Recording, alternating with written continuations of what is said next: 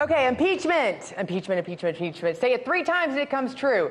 Well, that's what Democrats would like, and it's the one word that is rolling out of every Democrat's tongue. Actually, Republicans are starting to say it as well right now, but it's in a different tone, at least on Capitol Hill. And that's because the House Judiciary Committee is holding its first impeachment inquiry today. The Democrats are hoping to find, well, they were hoping to find an obstruction of justice case against President Trump. And to that end, they called in former Trump campaign manager and entertainment extraordinaire, and I say that as a friend, Corey Lewandowski. But Mr. Lewandowski came in a strong way with a defense over the committee's accusations. Why don't you take a listen to it? I also received hundreds of thousands of emails, some days with as many as 1,000 emails. And unlike Hillary Clinton, I don't think I ever deleted any of those. Many of them were responded to with either one-word answers or forwarded to other staffers for additional follow-up. But throughout it all, and to the best of my recollection, I don't ever recall having any conversations with foreign entities, let alone any who were offering to help to manipulate the outcome of an election. Okay, so going into this, I was told this was kind of like going to be the mouse with a herd of cats chasing him, and in the end, the mouse would win. Well, we're going to figure out if he did. Looks possibly. So I want to bring in our political panel right now. We turned 360 panel. We turned our political panel with Malik Abdul, Republican strategist, and Reese Everson, attorney and founder at Babes at the Workplace. I call it Babs too. Thank you so much for joining us. Okay, so Malik, I'm going to start with you. As you watched it today, was this more about political theater, or was there actual factual revelation that came out of it? A hearing, not about political theater? That's not very hard. Is that such a thing? Oh, of course it was political theater, and I think it ended up being a disaster for Democrats. You know, if you're going to hold impeachment hearings, don't have someone like Corey Lewandowski as your first witness. Well, and that's the thing, Reese, as you were watching it today, as a Democrat, you have hopes that we can actually, what was the goal for Democrats? How would they come out of this not having it look like a circus, knowing how the history had been with Mueller and the other testimony on the Hill? So one thing that I kept hearing over and over was, oh, you're the missing person we're looking for. No one's read the Mueller Report. We don't even know what it says. We're trying to figure out who's read it. Well, guess what? Today, we had story time with the Democrats, and we all got a chance to hear the Democrats read for you what is actually in the report with the person who actually said it. Although he wouldn't repeat anything that he actually said, he kept deferring to the person asking the question to read it for him.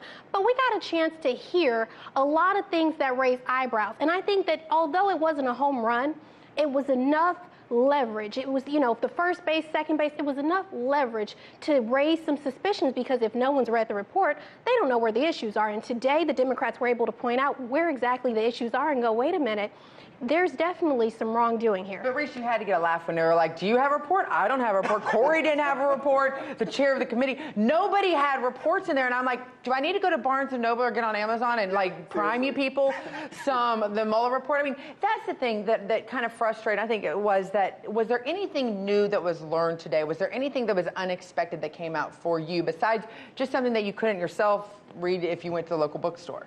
Well, and that's the problem. What we have with the voter, the electorate, is that oftentimes they're bombarded with so much information that they don't have time to go through it and read it. Heck, most of the people on the Hill have admitted that they haven't had a chance to read it. So this was actually, it was imperative that we go through and, you know, piecemeal. What exactly did he say? What didn't he say? Where were the holes? Okay, so you're telling me that you put this document in a safe. Why did you put the document in a safe? Is that typical for you? You know, we are starting to ask questions that need to be asked, and frankly, I think it was well worth it. Malik, as they pointed out, Corey even pointed out, I've testified 3 times in front of Congress. I've showed up every single time. I don't have a bunch of lawyers in front of me. In this case, should he have even showed up? Did he actually help by saying, okay, ask away, guys? Yeah, I think it actually helped him. I think it helped the GOP. If you consider that, I think we were probably about 657 days of the Mueller investigation, about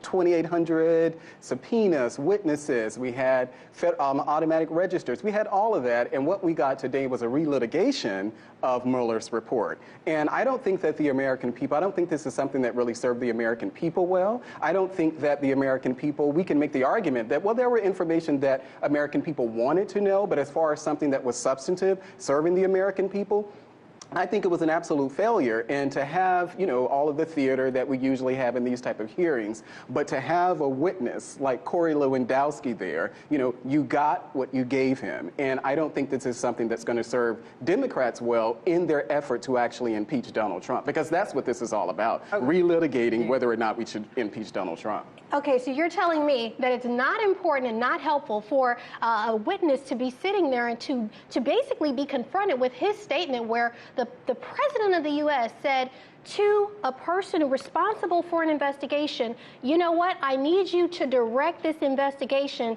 to future incidents. Wait a minute, that's like the police coming into your house with cocaine-sniffing dogs, and the dog's going crazy, and then you telling the police, I need you to direct that investigation to my neighbor's house next door. Don't look right here. But to what end, that's absolutely ridiculous. But to what end, though? I mean, what is it that we got out of that? What did Mueller say about that? Well, he said it's unfortunately true. Sometimes you have really, really good criminals who are able to get away with things because they're really, really good at what they do and they're really, really well planned. However, if you continue looking, at some point you'll be able to figure out where the mess was. And so I think what Mueller said was simply, I didn't find that there was collusion per se, but I'm not saying that he's cleared of wrongdoing. That's exactly what we learned today. There's a lot of stuff that's amiss, and if we keep digging long enough, we're going to figure out where exactly the bones are buried.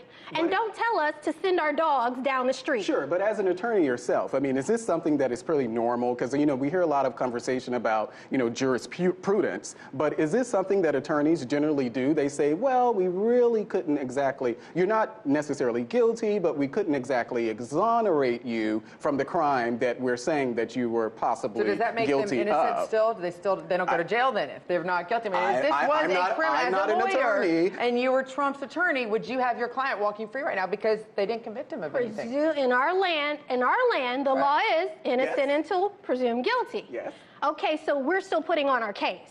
Yes, there were an investigation, the Mueller report, and what we're realizing is we still have work to do. And this is going to take time, and guess why it's relevant? Help the Democrats? The Democrats really need to have this conversation continue. Well, guess why it's relevant? The work's going to happen in a year and a half, I think. This is feeding the base of the Democratic Party. That's what this is about. And this is feeding a great conversation, respectful conversation. Thanks for joining me. And